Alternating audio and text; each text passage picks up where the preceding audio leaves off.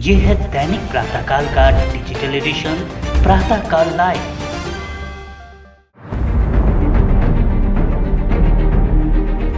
जैसे केंद्र में मिलीजुली सरकार चल रही है, वैसे ही संघ और भाजपा की मिलीजुली लड़ाई है। जब भाजपा को आशातीत सफलता नहीं मिली वोट शेयरिंग की पहले दूसरे चरण में, तो उसी समय भाजपा के अध्यक्ष जेपी नड्डा ने इंडियन एक्सप्रेस को इंटरव्यू देते हुए कहा कि हम इतने सक्षम हो गए, हमको संघ की जरूरत नहीं है। इसके पीछे उनका मकसद ये था कि अगर भाजपा कमजोर होती है चुनाव में, तो उसका डिसएडवांटेज आरएसएस को न जाए, आरएसएस कहीं से सेटबैक में नहीं आए, उसका नुकसान न हो, उसका नाम न खराब हो। अंत में हुआ वही, भाजपा कमजोर हो गई कई सारे प्रदेशों में। और यह भी दावे के साथ कहा जा सकता है कि आरएसएस के लोगों ने काम नहीं किया है बहुत सारे प्रदेशों में। उसके अलग अलग बहुत सारे कारण हैं। आरएसएस के लोगों ने काम नहीं किया है भाजपा के साथ।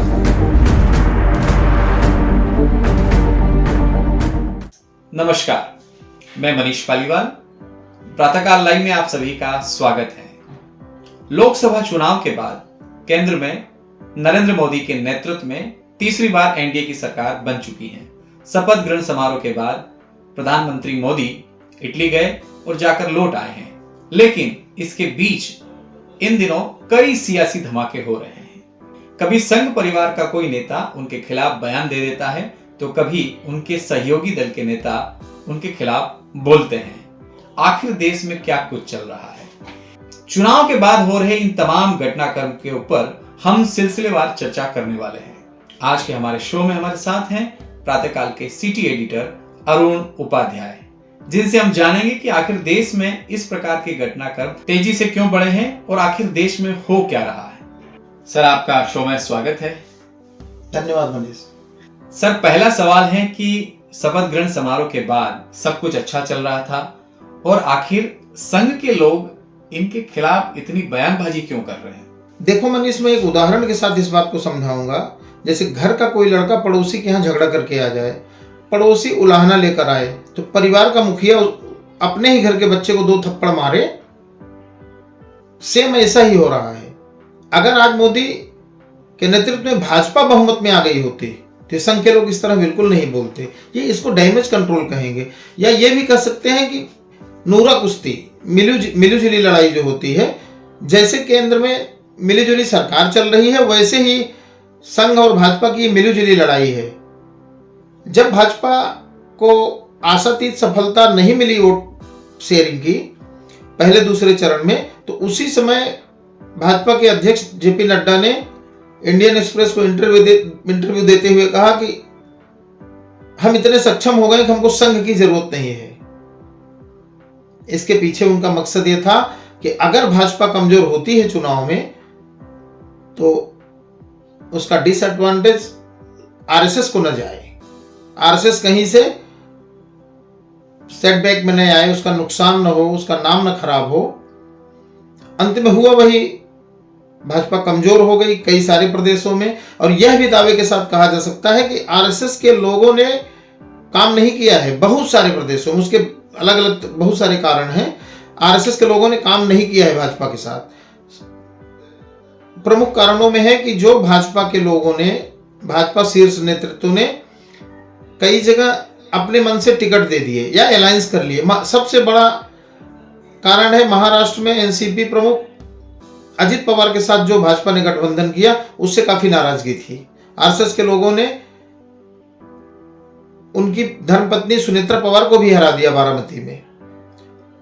बाकी अजित पवार की सीटें हार गई। सिर्फ यहाँ रायगढ़ में एक सीट जीती है सुनील तटकरे के नेतृत्व में, तो वो सुनील तटकरे अपने दम पे जीते हैं।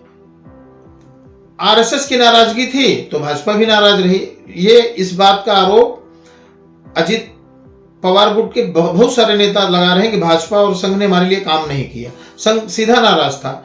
और चुनाव परिणाम के बाद संघ का जो माउथ पीस है, अंग्रेजी पत्रिका ऑर्गेनाइजर, उसने सीधा लिखा है कि भाजपा को अजित पवार के साथ नहीं जाना था, जाने का नुकसान ही हुआ है। अब आज आप क्यों कह रहे हो? चुनाव हो गया, परिणाम हो गया, मोदी शपथ ले लिए, तब आप बोल रहे हो।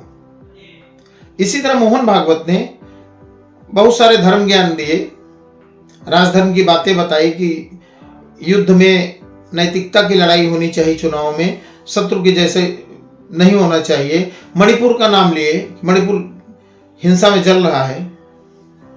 भागवत जी, मणिपुर कोई आज चुनाव के बाद नहीं जल रहा है, बहुत पहले से जल रहा था। आप अगर गार्जियन थे भाजपा के तो आपको ये आवाज पहले से उठानी थी। आज चुनाव में मोदी ने अच्छा स्कोर नहीं किया है तो आप कारण बता रहे हो कि इन सारे कारणों की वजह से मोदी की सीटें कम आई हैं। इंद्रेश कुमार संघ के बड़े नेता हैं, उन्होंने सीधा आरोप लगा दिया है कि अहंकार आ गया था मोदी को, इसलिए बहुमत नहीं, भाजपा को अकेले बहुमत नहीं मिला है। जबकि ये सारे लोग चुनाव के बाद आज बोल रहे हैं, परिणाम के बाद, शपथ ग्रहण के बाद। यही एक बार पहले चुनाव के दौरान 1-2 महीने पहले भी बोले होते, उस समय नहीं बोला जा सकता था जब सारे विपक्ष को घसीट घसीट के ईडी जेल में डाल रही थी। मंचों से हिंदू मुस्लिम किया जा रहा था। आज आप बोल रहे हैं कि समभाव से चुनाव लड़ना चाहिए, पार्टियों में एक अच्छा सद्भाव का माहौल होना चाहिए, धर्म नीति से लड़ाई लड़ी जानी चाहिए, युद्ध की जैसे चुनाव नहीं लड़ा जाना चाहिए। तो ये सारी चीजें तो आप पहले बता सकते थे। जिस तरह जिन पद्धतियों से चुनाव आज लड़े गए, 2014 और 2019 के भी चुनाव इसी पैटर्न पे लड़े गए थे। ठीक है, इस बार भाजपा को पहले ही चरण में पता चल गया वो कमजोर है, तो नरेंद्र मोदी एग्रेसिव होकर मंगलसूत्र की बात करने लगे, गाय भैंस की बात करने लगे, इस पर आगे कि आपकी प्रॉपर्टी सर्वे कराएंगे और गरीबों को बांट देंगे, उन लोगों को बांटेंगे जिनके ज्यादा बच्चे होते हैं। इस तरह की बात की गई। वो अपनी जमीन खिसकती देख रहे थे, बोल रहे थे, तब आपने नहीं रोका। आज परिणाम आ गया, भाजपा कमजोर हो गई तो आप विरोध कर रहे हो। ये विरोध सिर्फ दिखावे के लिए है, ये विरोध सिर्फ दिखावे के लिए है। और मैं एक बात दावे से कह सकता हूं कि अगर आरएसएस विरोध पर आ ही जाए, अगर आरएसएस विरोध पर आ ही जाए तो मोदी एक दिन दिल्ली की सत्ता पे नहीं रह सकते, दूसरे दिन वो जिसको चाहे बैठा दें। तो ये तो बिल्कुल बेमानी बात है कि जो आरएसएस के लोग आज राजधर्म पढ़ा रहे हैं नरेंद्र मोदी को, ये बिल्कुल गलत बात है।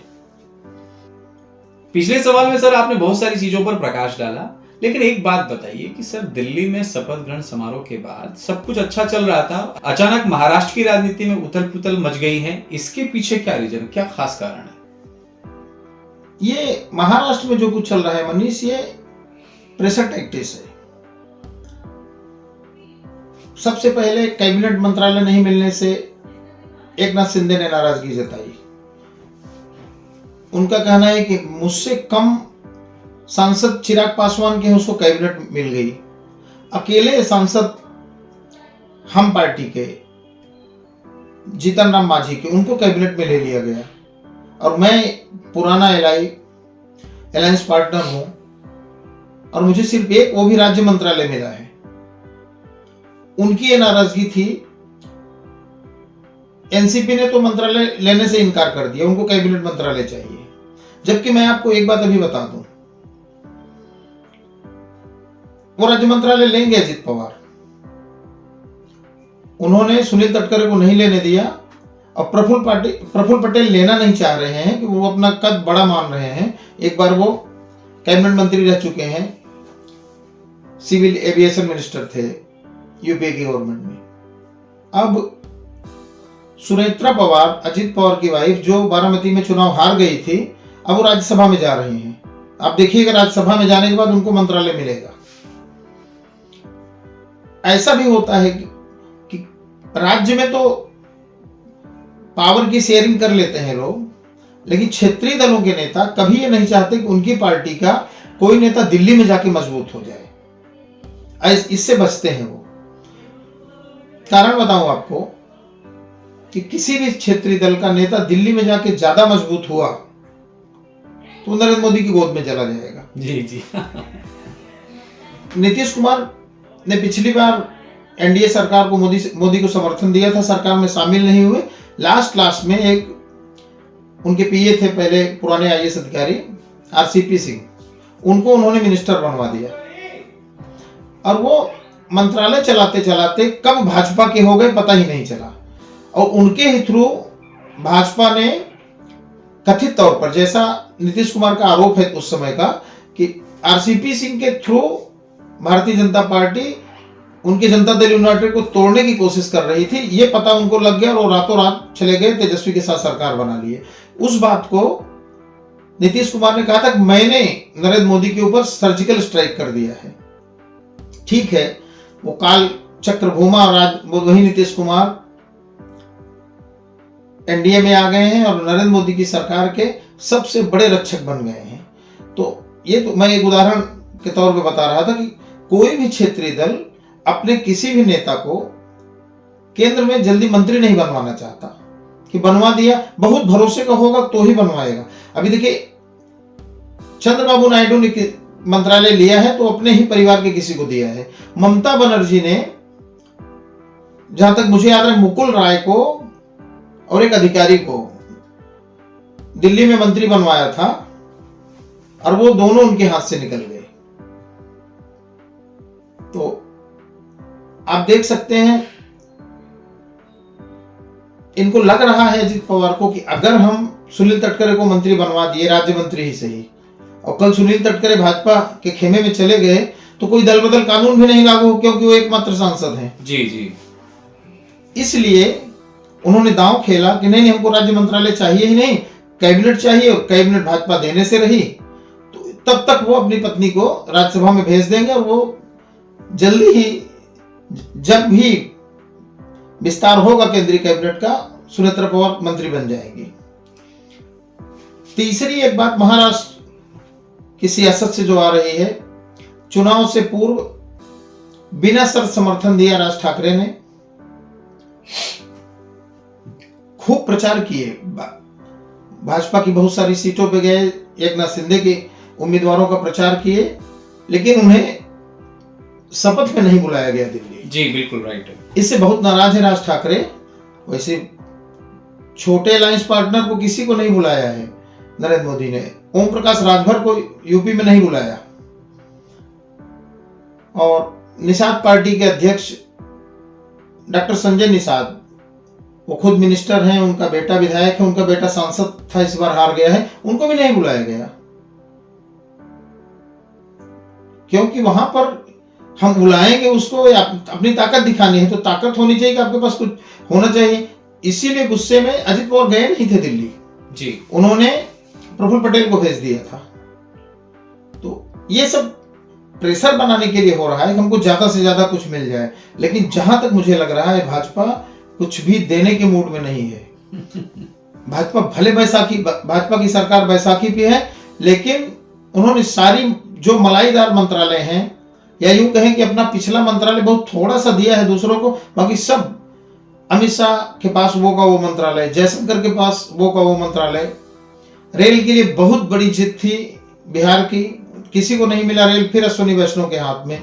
नितिन गडकरी को उनका मंत्रालय, मोस्टली सब पुराने जितने भी कद्दावर नेता थे, राजनाथ जी को उनका मंत्रालय, तो किसी को कुछ मिला नहीं है। थोड़ा बहुत अब अगली लड़ाई एक जो चल रही है, हो सकता है कि तेलुगु देशम पार्टी लोकसभा अध्यक्ष के लिए कुछ दांव करे।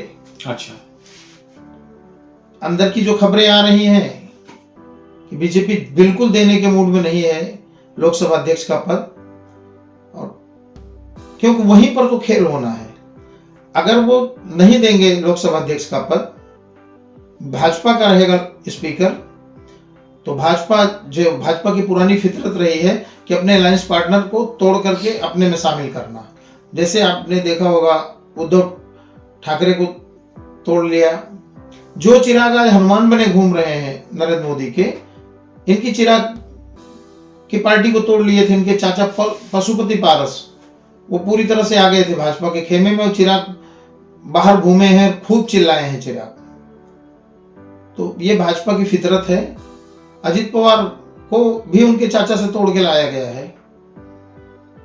तेलुगु देशम पार्टी भी ये झेल चुकी है। पिछले कार्यकाल में मोदी के उनके एमपी तो नहीं लेकिन राज्यसभा सदस्य तोड़े गए थे। तो इसलिए चंद्रबाबू नायडू हो सकता है ये चाहें कि उनके पास जो हाउस की पावर रहे वो उनके पास हो, पार्लियामेंट की पावर जी। लोकसभा अध्यक्ष को अपना बनाना चाहेंगे और बीजेपी किसी भी कीमत में लोकसभा अध्यक्ष देने को तैयार नहीं है। चंद्रबाबू नायडू का उनका एक स्वार्थ है, वो चाह रहे हैं कि मोदी की सरकार रहेगी तो मोदी हमको फंड दे देंगे और वो एक इकोनॉमिकल जोन वहां बनाना चाहते हैं, क्योंकि उनके स्टेट में हैदराबाद अलग हो जाने के बाद कुछ बचा नहीं है। जब से हैदराबाद तेलंगाना में चला गया है तब से आंध्र प्रदेश में कोई ऐसा पैकेज नहीं, तो अमरावती एक शहर वो वहां बसाना चाह रहे हैं जो टेक्निकली, इकोनॉमिकली और आईटी का हब हो जी, जिससे वहां अर्थतंत्र मजबूत हो। इसके पहले भी वो मांग रख चुके हैं दिल्ली के सामने, तो उनका ये स्वार्थ है। नीतीश कुमार का ये स्वार्थ है कि उनको बिहार के लिए स्पेशल पैकेज चाहिए, स्पेशल स्टेटस चाहते हैं। उससे भी बड़ी नीतीश कुमार की एक शर्त क्या गर्ज है कि भाजपा वहां जल्दी से चुनाव करवा दे। 1 साल बाकी है बिहार विधानसभा को, लेकिन वो चाह रहे हैं कि जल्दी से जल्दी चुनाव करवा दे बीजेपी, ताकि ये जो अभी एक माहौल बना हुआ है, गुब्बारा हवा भरी हुई है, इसी के सहारे नीतीश कुमार पार कर ले जाए और फिर से मुख्यमंत्री बन जाए। वरना जरूरी नहीं है कि 1 साल बाद चुनाव हो तो तब न जाने क्या माहौल होगा, क्योंकि तेजस्वी लोकसभा में स्कोर भले नहीं कर पाए हों, वोट परसेंटेज अच्छा खासा मिला है। और इस समय प्रशांत किशोर भी घूम करके वहां एक अच्छा माहौल बना रहे हैं अपनी जनसुराज यात्रा के तहत, और वो सीधा नीतीश कुमार पे हमलावर हैं। वो भाजपा के पक्ष में देखे गए हैं पिछले दिनों, तो कहीं अच्छा वोट शेयर करते हुए प्रशांत किशोर भाजपा के साथ आ गए तो नीतीश बाबू को फिर पलटू राम बनना पड़ेगा, मतलब तेजस्वी के साथ जाना पड़ेगा। ये विरोधी, मतलब जो उनके अलायंस पार्टनर हैं, खिलाफ बोल रहे हैं, उसके पीछे या तो उनको मोटे मंत्रालय चाहिए। आपको बताया तेलुगु देशम पार्टी टीडीपी का स्वार्थ है कि उनको स्पीकर का पद मिल जाए। महाराष्ट्र के दोनों लोगों को कैबिनेट मंत्रालय चाहिए, और राज ठाकरे सम्मान के लिए नाराज है कि उनको बुलाया नहीं गया दिल्ली शपथ ग्रहण में। और ग्रेजुएट का अभी एमएलसी के चुनाव हो रहे हैं, तो राज ठाकरे ने बिना भाजपा से बात किए जो कोकण की सीट है ग्रेजुएट कॉन्स्टिट्यूएंसी, वहां पे अपना उम्मीदवार उतार दिया। अभिजीत पानसे का नामांकन करवा दिए, जहां पर भाजपा के एकदम यूथ लीडर हैं निरंजन डावखरे, वो अभी निवर्तमान एमएलसी हैं ग्रेजुएट कॉन्स्टिट्यूएंसी के, फिर वो लड़ रहे हैं। तो इससे विरोधाभास हुआ और उसी समय रास्ते अलग होने लगे, और बाद में राज ठाकरे ने अपने कार्यकर्ताओं को कह दिया कि हम विधानसभा चुनाव अपने दम पे लड़ेंगे, स्वबलावल लड़ना। ऐसे बैनर पूरे महाराष्ट्र में लग गए हैं कि और यहाँ तक कि राज ठाकरे को भावी मुख्यमंत्री लिखा जा रहा है। मैंने ठाणे में बहुत सारे बैनर्स में देखे हैं। तो ये चल रहा है। विधानसभा चुनाव में महाराष्ट्र का चुनाव जल्दी ही 3 महीने बाद होने वाला निहायत रोचक चुनाव होगा। उद्धव ठाकरे ने खूब स्कोर किया है, उनके अलायंस ने, इंडिया अलायंस ने महाराष्ट्र में स्कोर किया है, तो उम्मीद है कि विधानसभा चुनाव में भाजपा भी सत्ता में है तो अपनी सत्ता बरकरार रखने की पूरी कोशिश करेगी। अच्छी भिड़ंत होगी महाराष्ट्र में।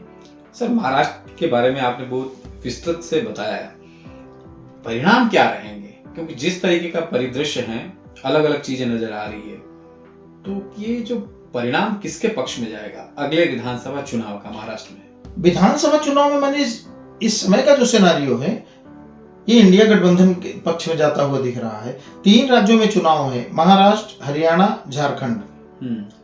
हरियाणा में हो सकता है फाइट हो जाए टफ, वो भी क्योंकि जो वहां का जाट बेल्ट है अभी वो इंडिया गठबंधन के साथ जुड़ नहीं पाया है। वो उनकी देवीलाल के परिवार की जेजेपी, जन नायक जनता पार्टी, जो उनके पोते दुष्यंत चौटाला चला रहे हैं, उप मुख्यमंत्री थे खट्टर के साथ, तो अच्छे एग्रेसिव नेता हैं, बढ़िया लड़ते हैं। कांग्रेस अलग से है। 3-4 पार्टियों की हैसियत के बड़े बड़े नेता हैं वहां पर हरियाणा में जी। उसके बाद भाजपा इस बार काफी नुकसान में रही।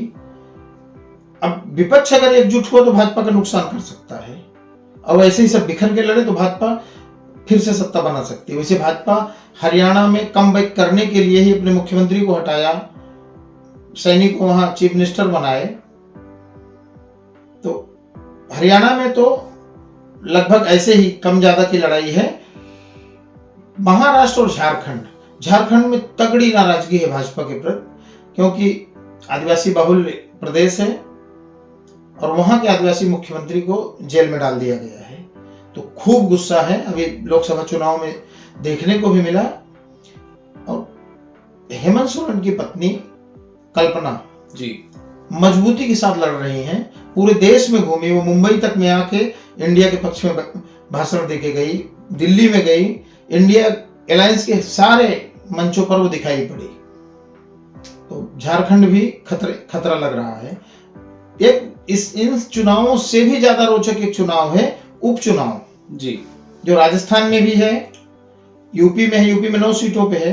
जो विधायक सांसद बने हैं उन विधायकों की सीट पे जो चुनाव होगा वो भी भाजपा के लिए एक बड़ी चुनौती होगा।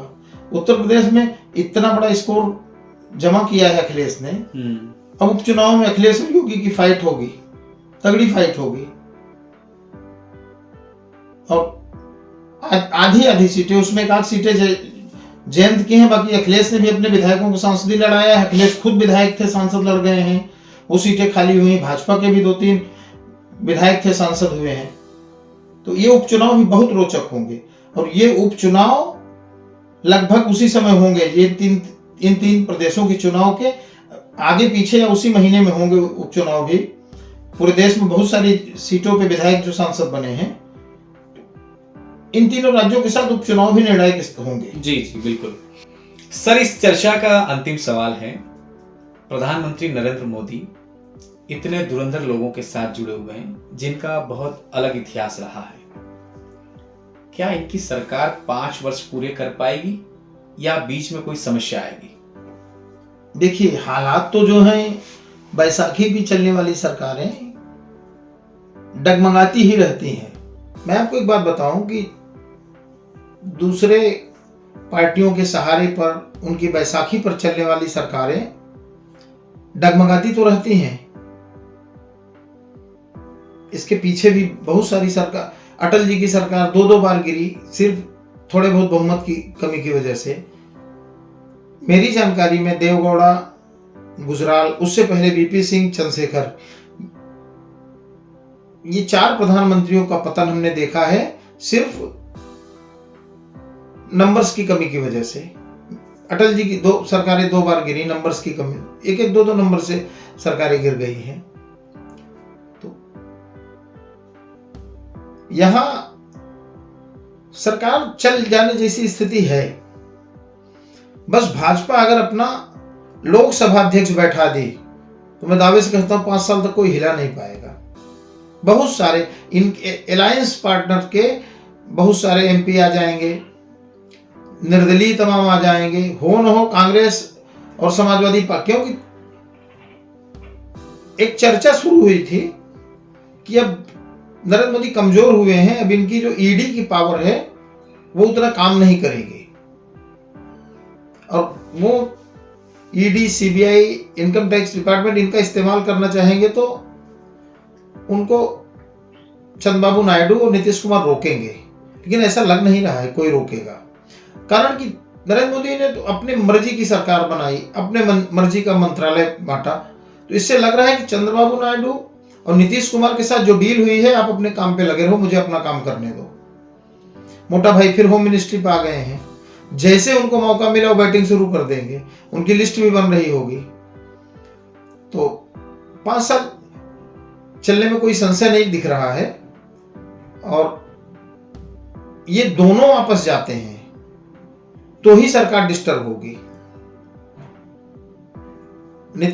नीतीश कुमार और चंद्रबाबू दूसरे की सरकार बनवाने के लिए इनको तो डिस्टर्ब कर देंगे, लेकिन निर्दलीय इन दोनों में से कोई भी जाएगा उतने निर्दलीय हैं आ जाएंगे, क्योंकि कांग्रेस अभी तक 1 या 2 ही निर्दलीय को खींच पाई है, क्योंकि निर्दलीय भी तो हमेशा सत्ता सुख के प्रयास में रहते हैं। कोई भी निर्दलीय विधायक हो या सांसद, उसकी कोशिश रहती है मैं सत्ता के साथ जाऊंगा। इंडिया गठबंधन के लोग भी उम्मीद तो कुछ पाल के बैठे हैं, अभी भी कुछ थोड़ा थोड़ा खिचड़ी उनकी भी पक रही है। शरद पवार बीच में बोलते हैं कि हम देख लेंगे, लेकिन जो कुछ भी होगा पहले इन विधानसभा चुनावों के बाद ही, उसके पहले कुछ भी नहीं होने वाला। प्रातःकाल लाइव पर इस प्रकार के विषयों पर हमारी कोशिश हमेशा जारी रहेगी। अगले एपिसोड में हम और राजनीतिक घटनाक्रम पर आपको बताएंगे कि देश और राज्यों में किस तरीके की हालात हैं। बने रहें प्रातःकाल लाइव के साथ। धन्यवाद। जैसे केंद्र में मिलीजुली सरकार चल रही है, वैसे ही संघ और भाजपा की मिलीजुली लड़ाई है। जब भाजपा को आशातीत सफलता नहीं मिली वो शेयरिंग की पहले दूसरे चरण में, तो उसी समय भाजपा के अध्यक्ष जेपी नड्डा ने इंडियन एक्सप्रेस को इंटरव्यू देते हुए कहा कि हम इतने सक्षम हो गए कि हमको संघ की जरूरत नहीं है। इसके पीछे उनका मकसद ये था कि अगर भाजपा कमजोर होती है चुनाव में, तो उसका डिसएडवांटेज आरएसएस को न जाए, आरएसएस कहीं से सेटबैक में नहीं आए, उसका नुकसान न हो, उसका नाम न खराब हो। अंत में हुआ वही, भाजपा कमजोर हो गई कई सारे प्रदेशों में। और यह भी दावे के साथ कहा जा सकता है कि आरएसएस के लोगों ने काम नहीं किया है बहुत सारे प्रदेशों में। उसके अलग अलग बहुत सारे कारण हैं। आरएसएस के लोगों ने काम नहीं किया है भाजपा के साथ।